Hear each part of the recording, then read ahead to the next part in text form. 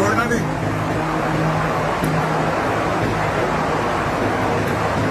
बिस्मिल्लाहिर्रहमानिर्रहीम। अस्सलामुअलैकुम वरहमतुल्लाह। नाज़रीन इकराम, इस्तकबाल है आपका हमारे चैनल शाजी इन्फो पर। पाकिस्तान के मशहूर क्रिकेटर और फास्ट बॉलर शुएब अख्तर ने सोशल मीडिया पर एक वीडियो शेयर की है जिसमें वो शैतान को कैंकरियां मारते हुए नजर आ रहे हैं। नाज़रीन इकराम, अलग अलग लोग मुख्तलिफ तरीकों से शैतान को कैंकरियां मारते हैं। जैसे इन साहब का एक वीडियो सोशल मीडिया पर वायरल हुआ था और इसी तरह एक और साहब का वीडियो भी बहुत ज़्यादा सोशल मीडिया पर वायरल हुआ है। ऐसे में शुएब अख्तर ने भी शैतान को कैंकरियां मारने वाला ये वीडियो शेयर किया है, तो इसके अमल पर लोगों ने तबसरा भी किया है। एक साहब लिखते हैं, लगता है आपकी इसके साथ ज़ाती दुश्मनी है। एक और साहब कमेंट करते हैं कि अब शैतान की खैर नहीं, 160 किलोमीटर फी घंटा की रफ्तार से कैंकरियां खा रहा है। शुएब अख्तर की इस वीडियो पर लोगों ने दिलचस्प तबसरे किए हैं। नाज़रीन इकराम, दरअसल रमी एक यादगार इबादत है। हज में रमी करना वाजिब है और रमी का वक़्त 10, 11 और 12 ज़िलहज्जा है। 10 ज़िलहज्जा को मुज़दलिफ़ा से मना वापस आने के बाद पहले और दूसरे शैतान को छोड़कर सीधा तीसरे शैतान के पास जाकर